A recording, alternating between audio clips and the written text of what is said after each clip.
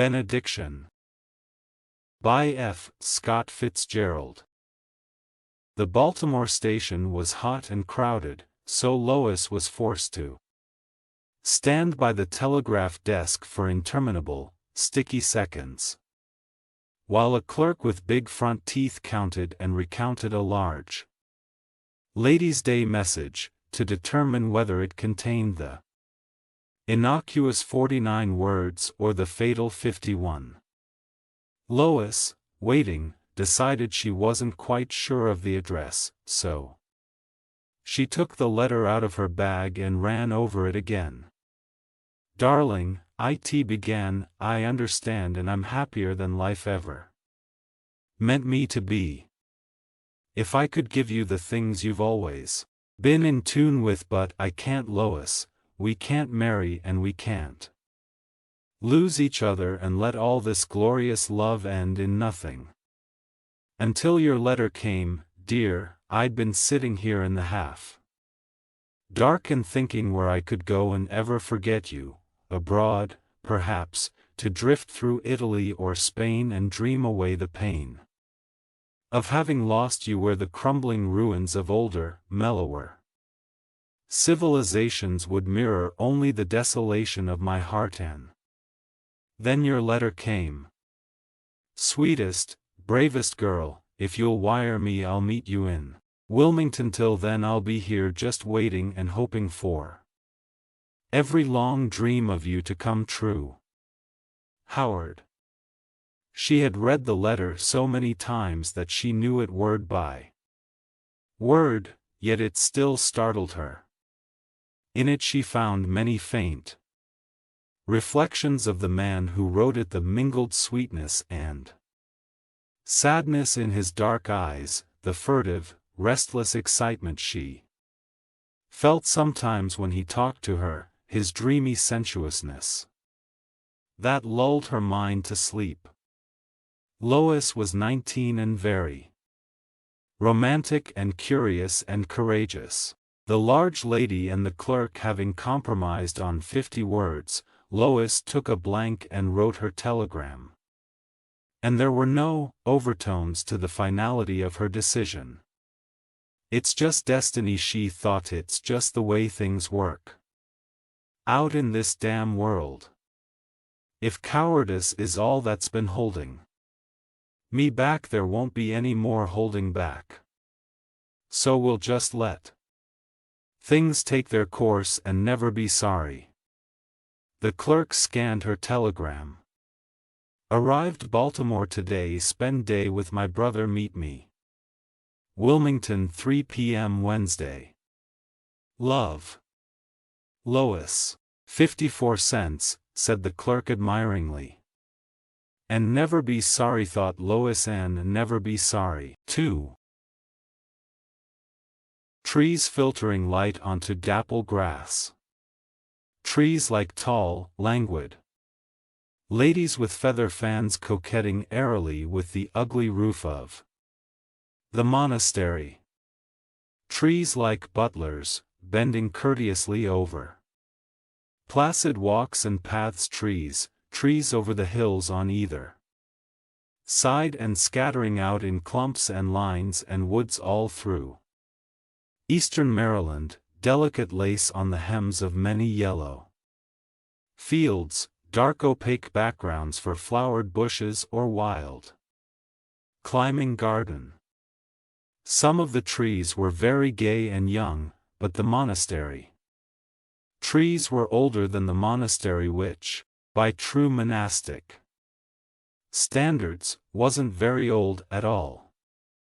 And, as a matter of fact, it wasn't technically called a monastery, but only a seminary. Nevertheless, it shall be a monastery here despite its Victorian architecture or its Edward VII additions, or even its Woodrow Wilsonian, patented, last-a-century roofing.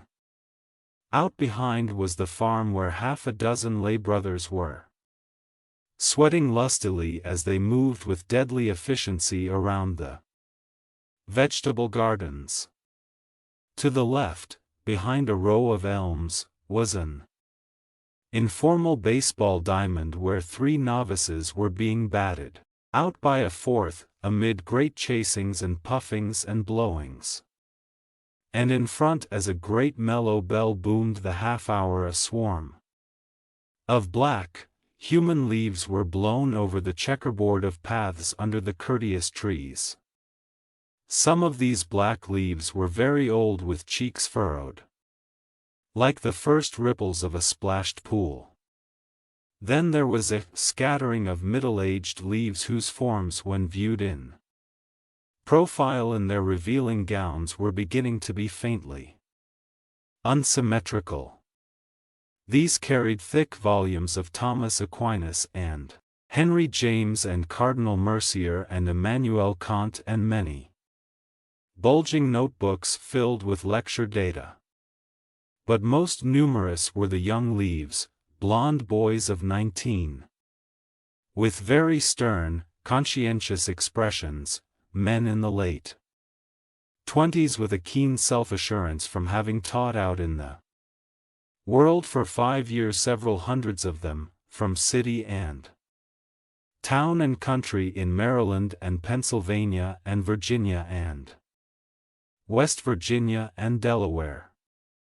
There were many Americans and some Irish and some tough Irish and a few French, and several Italians and Poles, and they walked informally arm in arm with each other in 2s and 3s or in long rows, almost universally distinguished by the straight mouth and the considerable chin. For this was the Society of Jesus, founded in Spain 500 years before by a tough-minded soldier who trained men to hold a breach or a salon, preach a sermon or write a treaty, and do it and not argue. Lois got out of a bus into the sunshine down by the outer gate. She was 19 with yellow hair and eyes that people were tactful enough not to call green. When men of talent saw her in a streetcar, they often furtively produced little stub pencils and backs of envelopes and tried to sum up that profile or the thing that the eyebrows did to her eyes. Later they looked at their results and usually tore them up with wondering sighs. Though Lois was very jauntily attired in an expensively appropriate traveling affair, she did not linger to pat out the dust which covered her clothes, but started up the central walk with curious glances at either side. Her face was very eager and expectant, yet she hadn't at all that glorified expression that girls wear when they arrive for a senior prom at Princeton or New Haven. Still, as there were no senior proms here, perhaps it didn't matter. She was wondering what he would look like, whether she'd possibly know him from his picture. In the picture, which hung over her mother's bureau at home, he seemed very young and hollow-cheeked, and rather pitiful, with only a well-developed mouth and all ill-fitting probationer's gown to show that he had already made a momentous decision about his life. Of course he had been only 19 then, and now he was 36. Didn't look like that at all. In recent snapshots he was much broader and his hair had grown a little thin, but the impression of her brother she had always retained was that of the big picture. And so she had always been a little sorry for him. What a life for a man! 17 years of preparation and he wasn't even a priest. Yet wouldn't be for another year. Lois had an idea that this was all going to be rather solemn if she let it be. But she was going to give her very best imitation of undiluted sunshine, the imitation she could give even when her head was splitting, or when her mother had a nervous breakdown, or when she was particularly romantic and curious and courageous. This brother of hers undoubtedly needed cheering up, and he was going to be cheered up, whether he liked it or not. As she drew near the great, homely front door, she saw a man break suddenly away from a group and, pulling up the skirts of his gown, run toward her. He was smiling, she noticed, and he looked very big and reliable. She stopped and waited, knew that her heart was beating unusually fast. "Lois," he cried, and in a second she was in his arms. She was suddenly trembling. "Lois," he cried again, "why, this is wonderful. I can't tell you, Lois, how much I've looked forward to this. Why, Lois, you're beautiful." Lois gasped. His voice, though restrained, was vibrant with energy and that odd sort of enveloping personality she had thought that she only of the family possessed. "I'm mighty glad, too, Keith." She flushed, but not unhappily, at this first use of his name. "Lois, Lois, Lois," he repeated in wonder. "Child, we'll go in here a minute, because I want you to meet the rector, and then we'll walk around. I have 1,000 things to talk to you about." His voice became graver.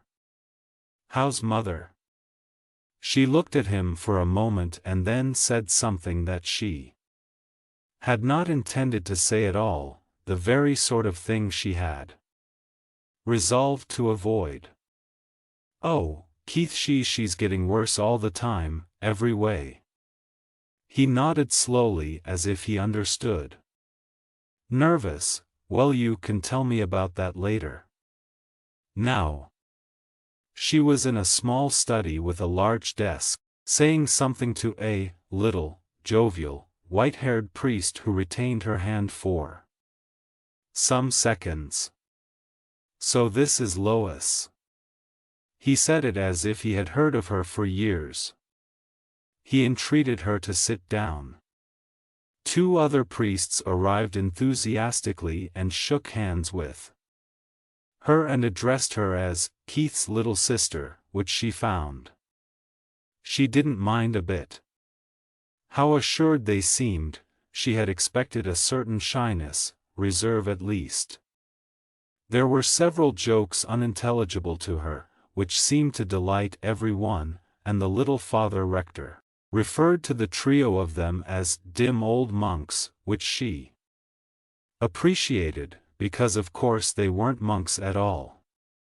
She had a lightning impression that they were especially fond of Keith. The Father Rector had called him Keith, and one of the others had kept a hand on his shoulder all through the conversation. Then she was shaking hands again and promising to come back a little later for some ice cream, and smiling and being rather absurdly happy, she told herself that it was because Keith was so delighted in showing her off. Then she and Keith were strolling along a path, arm in arm, and he was informing her what an absolute jewel the Father Rector was. "Lois," he broken off suddenly, "I want to tell you before we go any farther how much it means to me to have you come up here. I think it was mighty sweet of you. I know what a gay time you've been having." Lois gasped. She was not prepared for this.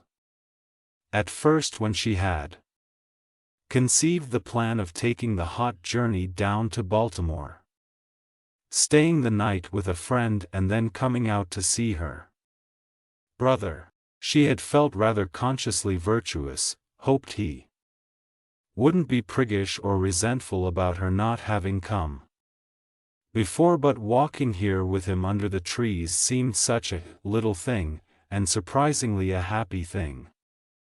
Why, Keith, she said quickly, you know I couldn't have waited a day longer. I saw you when I was 5, but of course I didn't remember, and how could I have gone on without practically ever having seen my only brother? It was mighty sweet of you, Lois, he repeated. Lois blushed. He did have personality. I want you to tell me all about yourself, he said after a pause. Of course I have a general idea what you and Mother did in Europe those 14 years, and then we were all so worried, Lois, when you had pneumonia and couldn't come down with Mother. Let's see, that was 2 years ago, and then, well, I've seen your name in the papers, but it's all been so unsatisfactory. I haven't known you, Lois.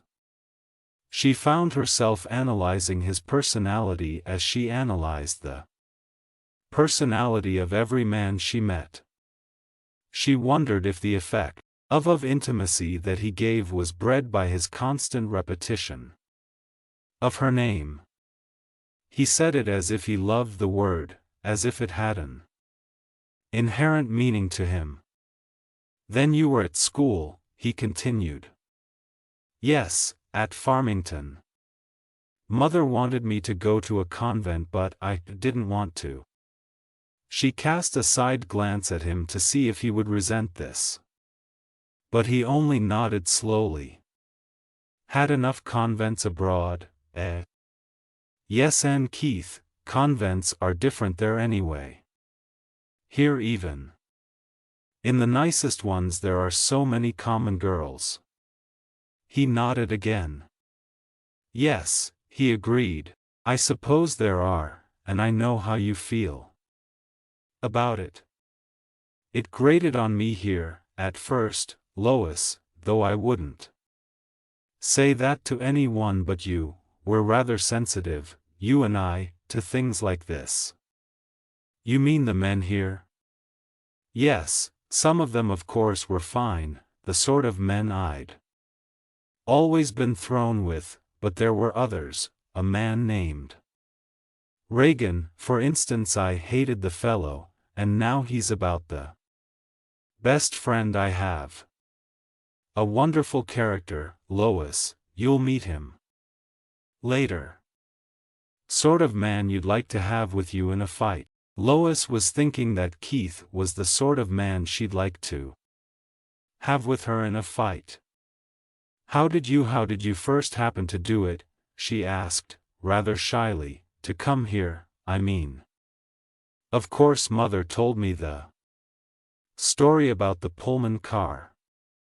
Oh, that, he looked rather annoyed. Tell me that. I'd like to hear you tell it. Oh, it's nothing except what you probably know. It was evening. And I'd been writing all day and thinking about 100 things, Lois, and then suddenly I had a sense that someone was sitting across from me. Felt that he'd been there for some time, and had a vague idea that he was another traveler. All at once, he leaned over toward me and I heard a voice say, I want you to be a priest, that's what I want. Well, I jumped up and cried out, oh, my God, not that. Made an idiot of myself before about 20 people. You see, there wasn't anyone sitting there at all.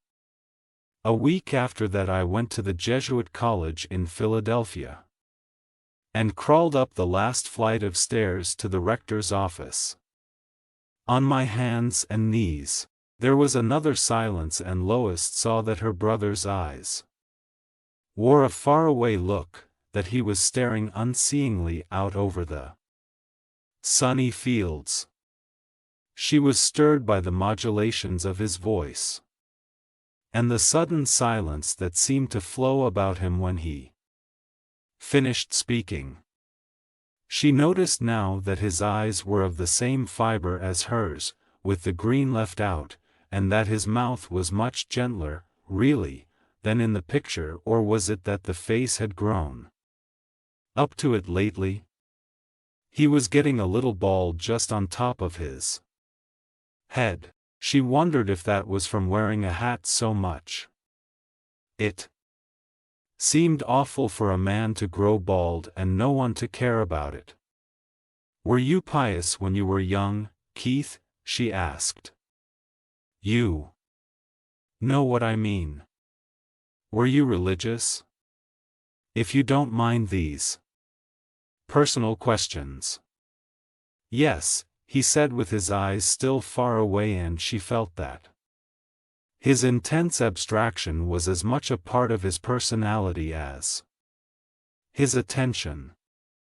"Yes, I suppose I was, when I was sober." Lois thrilled slightly. "Did you drink?" He nodded. "I was on the way to making a bad hash of things." He smiled and, turning his gray eyes on her, changed the subject. "Child, tell me about Mother. I know it's been awfully hard for you there, lately. I know you've had to sacrifice a lot and put up with a great deal, and I want you to know how fine of you I think it is. I feel, Lois, that you're sort of taking the place of both of us there." Lois thought quickly how little she had sacrificed, how lately she had constantly avoided her nervous, half-invalid mother.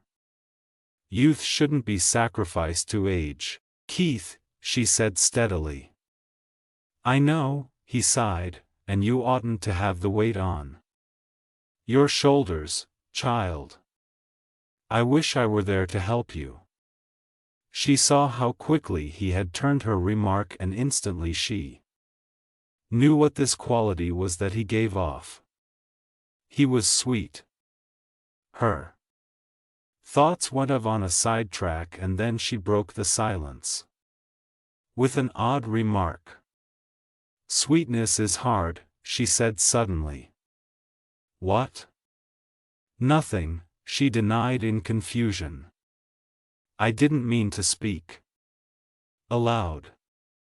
I was thinking of something, of a conversation with a man named Freddie Keble." "Maury Keble's brother?" "Yes," she said, rather surprised to think of him having known Maury Keble. Still, there was nothing strange about it. "Well, he and I were talking about sweetness a few weeks ago."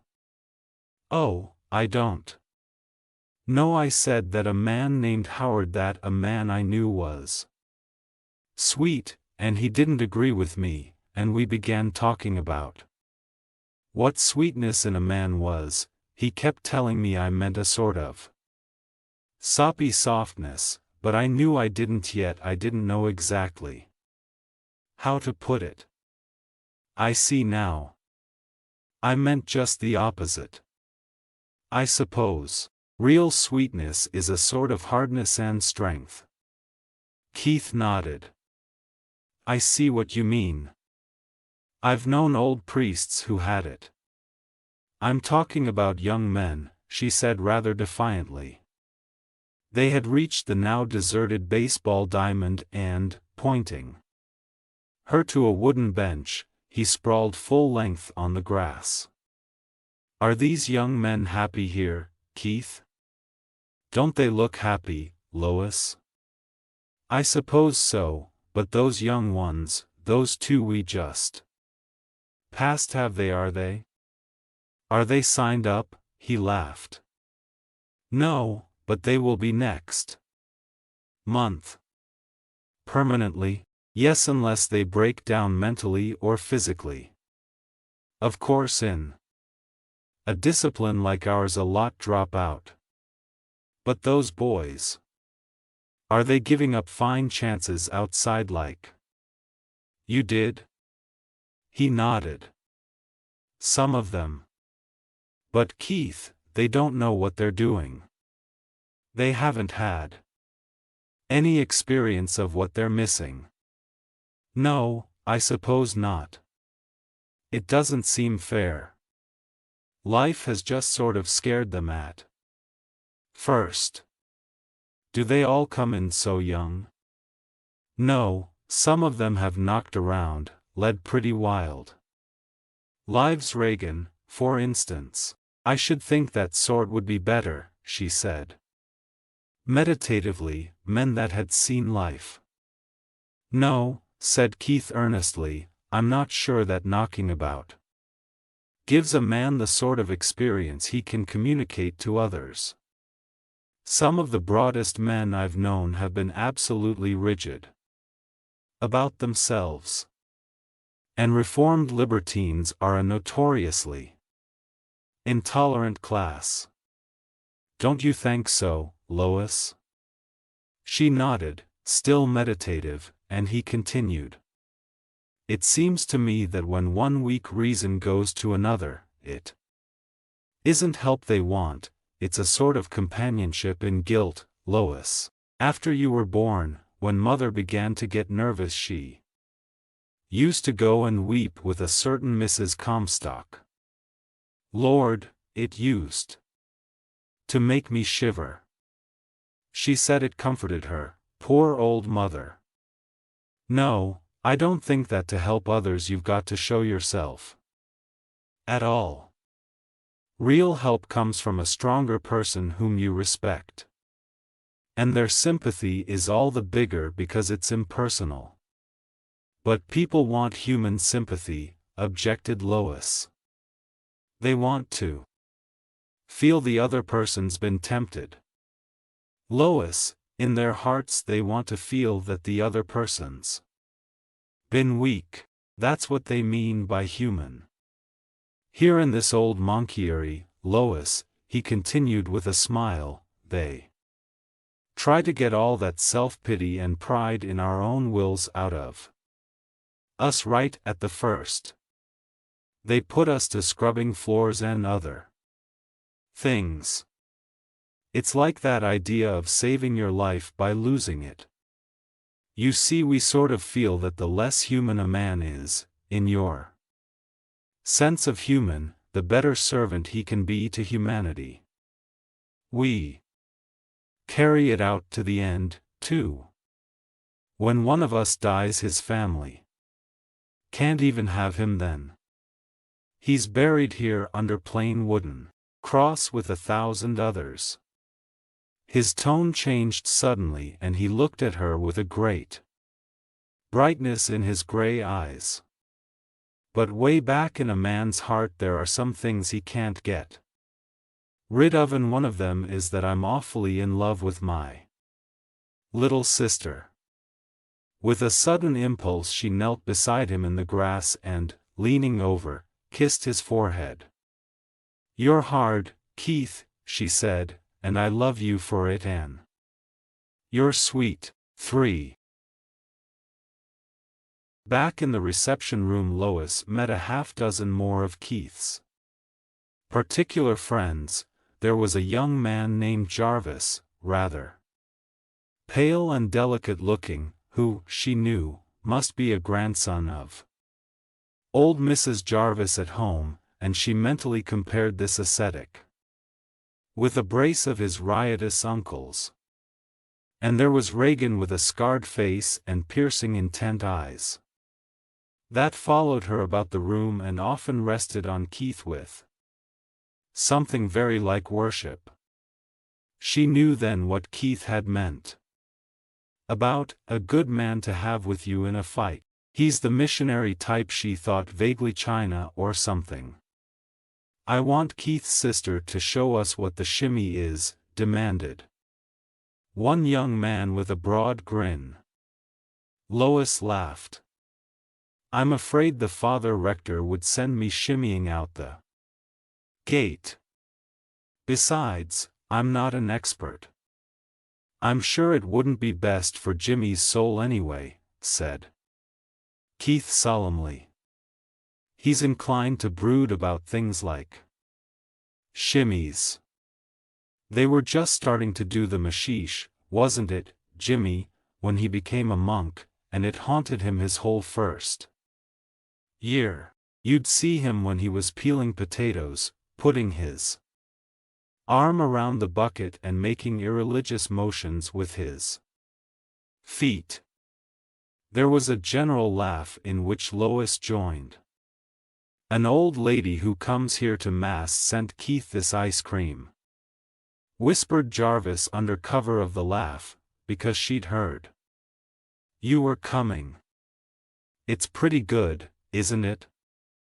There were tears trembling in Lois' eyes. 4.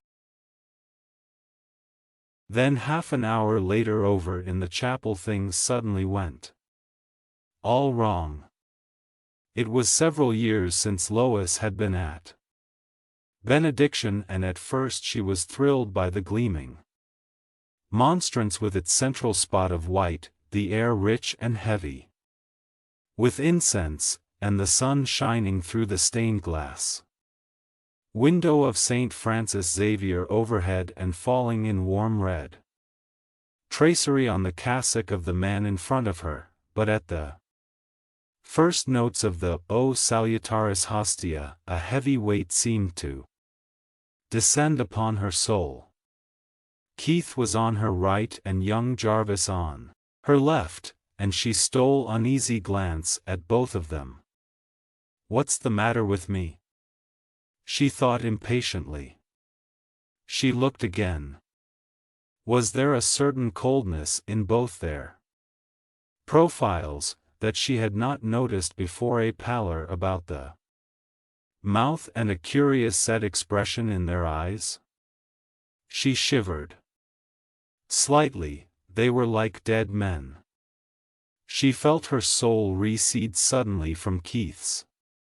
This was her brother, this unnatural person. She caught herself in the act of a little laugh. What is the matter with me? She passed her hand over her eyes and the weight increased. The incense sickened her, and a stray, ragged note from one of the tenors in the choir grated on her ear like the shriek of a slate pencil.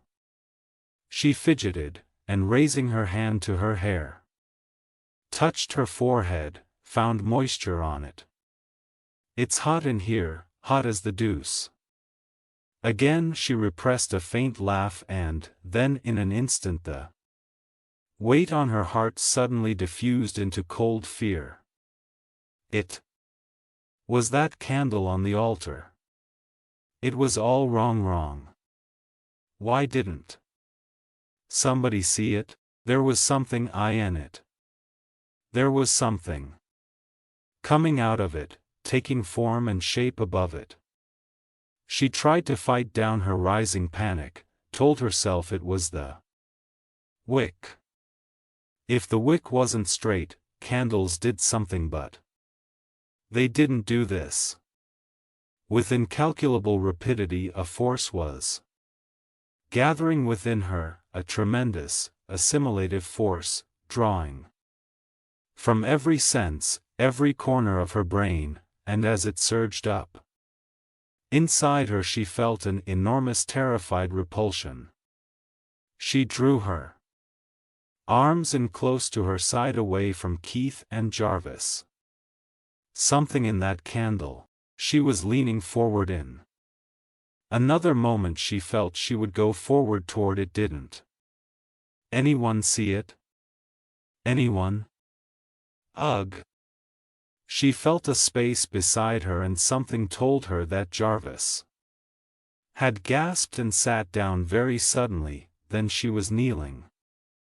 And as the flaming monstrance slowly left the altar in the hands of the priest, she heard a great rushing noise in her ears. The crash of the bells was like hammer blows, and then in a moment that seemed eternal a great torrent rolled over her heart. There was a shouting there and a lashing as of waves. She was calling, felt herself calling for Keith, her lips mouthing the words that would not come. Keith! Oh, my God! Keith! Suddenly she became aware of a new presence, something external, in front of her, consummated and expressed in warm red tracery. Then she knew. It was the window of St. Francis Xavier. Her mind gripped at it, clung to it finally, and she felt herself calling. Again endlessly, impotently, Keith, Keith. Then out of a great stillness came a voice. Blessed be God. With a gradual rumble sounded the response, rolling heavily through the chapel. Blessed be God. The words sang instantly in her heart, the incense lay mystically and sweetly peaceful upon the air, and the candle on the altar went out. Blessed be His holy name. Blessed be His holy name. Everything blurred into a swinging mist. With a sound half gasp, half cry, she rocked on her feet and reeled backward into Keith's suddenly outstretched arms. Lie still, child. She closed her eyes again. She was on the grass outside, pillowed on Keith's arm, and Regan was dabbing her head with a cold towel. I'm all right, she said quietly. I know, but just lie still a minute longer. It was too hot in there. Jarvis felt it, too. She laughed as Regan again touched her gingerly with the towel. I'm all right, she repeated.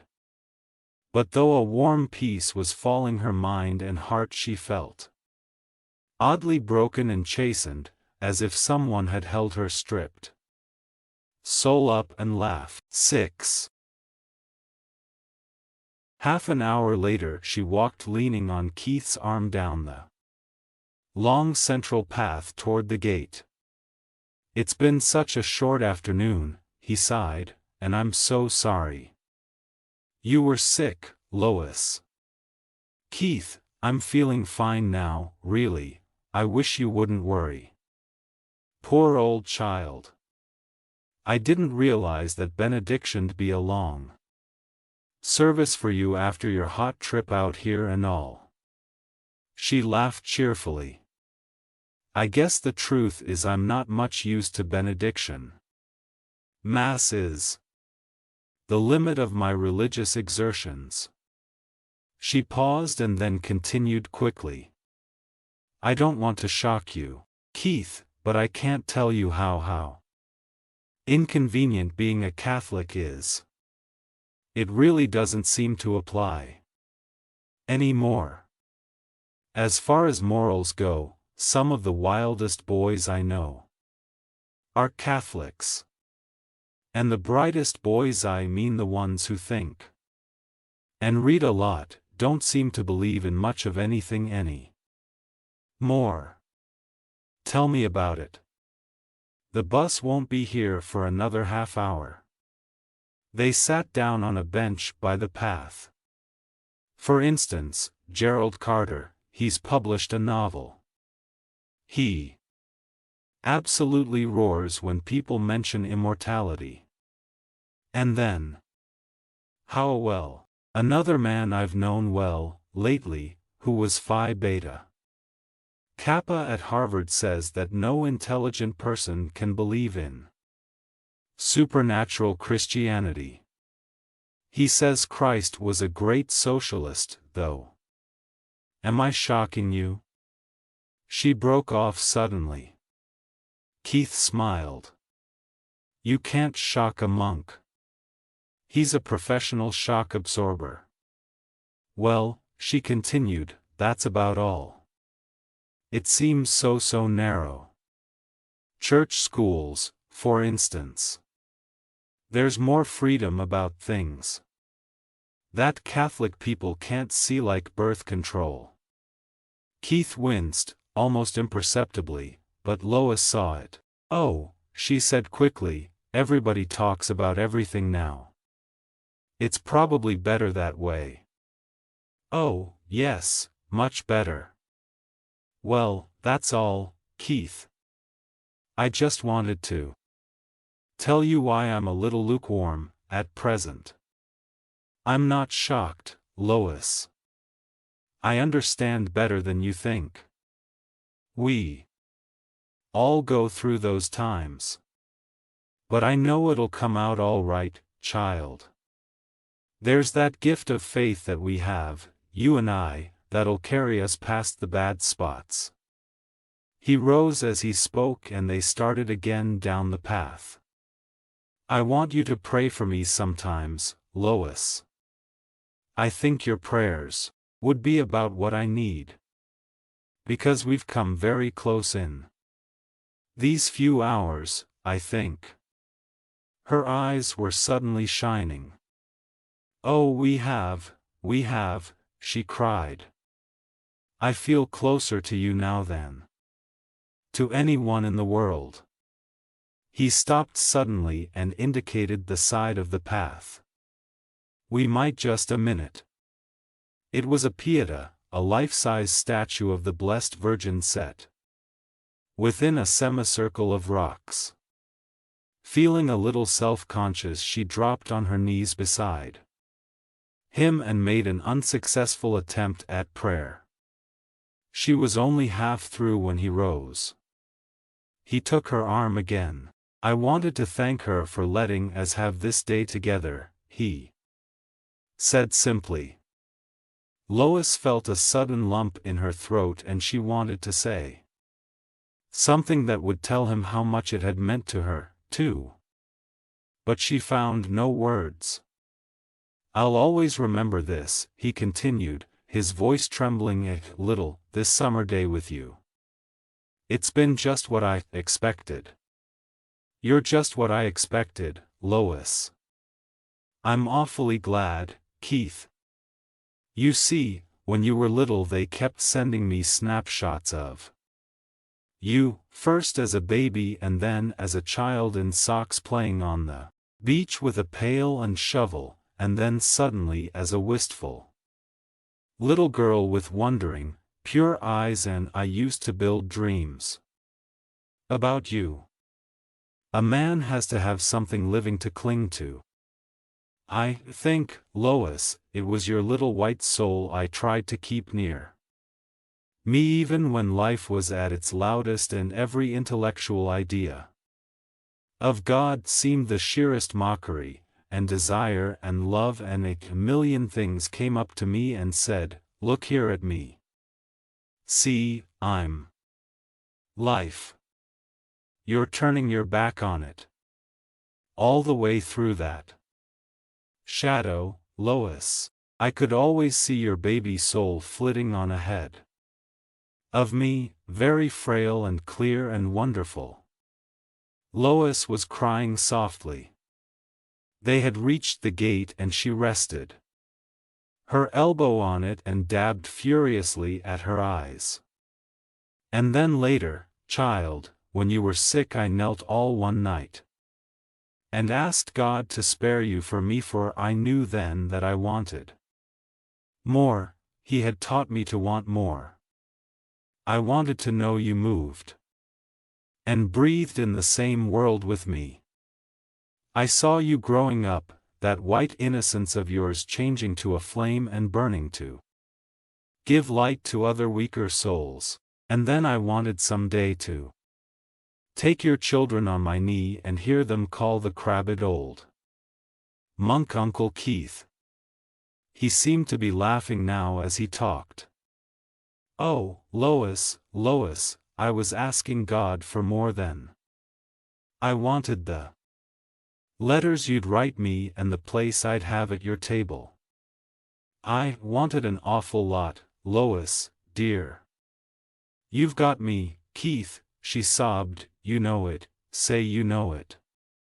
Oh, I'm acting like a baby, but I didn't think you'd be this way, and oh, Keith. He took her hand and patted it softly. Here's the bus. You'll come again, won't you? She put her hands on his cheeks, drawing his head down, pressed her tear-wet face against his. Oh, Keith, brother, someday I'll tell you something.